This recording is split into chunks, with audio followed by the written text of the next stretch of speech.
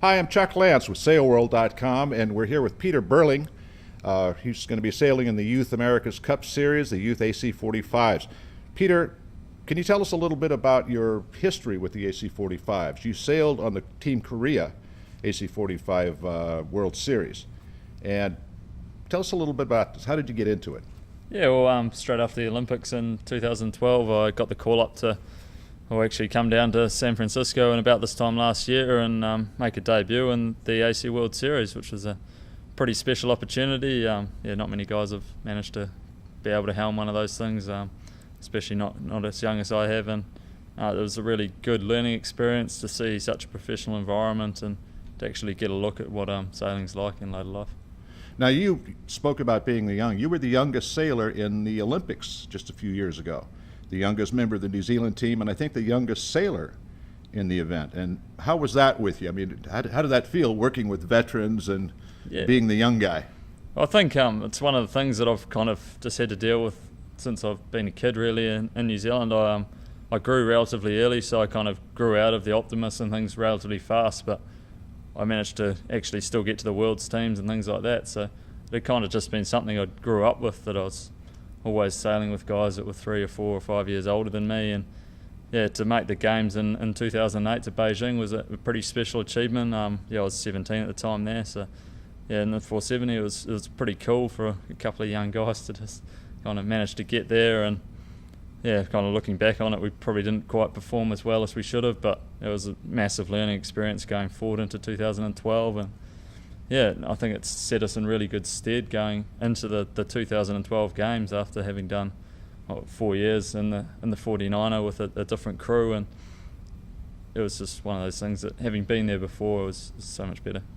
Now, from there you moved into the America's Cup World Series on the Korea team. That had to be quite a leap for you, being asked to be a skipper amongst all these America's Cup veterans. Could you explain a little bit about that? How did you feel about that, and how did you feel when you were first approached about that?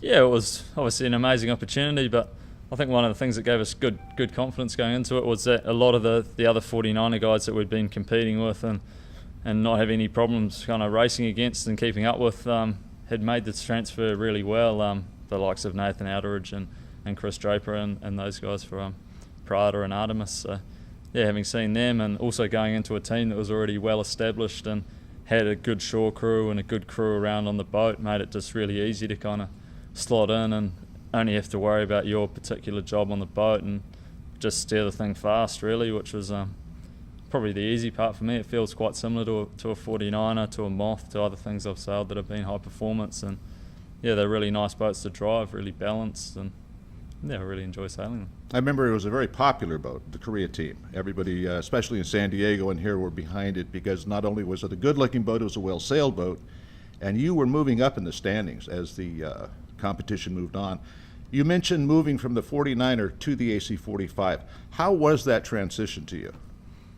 Yeah, it's obviously the main difference is obviously the visual ones. It's a lot bigger boat, everything's got a lot more load on it, and you've got 5 or now 6 guys on there that you're kind of organising the other guys around the boat, so everything happens when you want it to. And one of the things that is a lot different is the communication with the 49er. Both of you are generally pretty close to the boat like we are now, where you kind of, if you're talking to each other, you don't really have to speak up or anything, and you can just keep kind of a nice consistent communication going. But when you're actually trying to talk to someone on the bow of a 45, when you're sitting kind of 30 feet behind them, it's a fair yell to get them to understand what you're trying to get them to do. And I mean, there's a lot of times where people don't quite do what you think they're going to around the racetrack, other boats, so you're changing your mind last minute and actually get the message through clear enough that everything happens at the right time is probably the biggest challenge. How about the sails? You moved from a soft sail in the 49er to the hard sail, a hard wing sail. I've spoken with a few skippers of the AC-72s, and they said it was quite a change. The visual cues weren't there from the soft sail, and it took a while to get used to that. What was your experience moving from the soft sail, looking at it, knowing what it's doing, and the hard sail and knowing what it's doing? Oh, I reckon the hard sail's a whole heap easier to trim than a soft sail, to be honest. We've only got 3 controls on it, and everything's very kind of, I suppose, number orientated with your trim and things like that, that there isn't anywhere near the range of controls you can do with a soft sail, and also you can trim it a lot further out of optimum before it actually starts stalling and things like that. So you've got a lot more forgiveness in the wing, and you've got a lot, I suppose, more fine control, and you can actually control exactly what you want to without having to go on a roundabout way of doing it. Now, how about moving on into the ACW, the AC Youth Series? How are you doing so far? What do you think your chances are? Who's your biggest competition?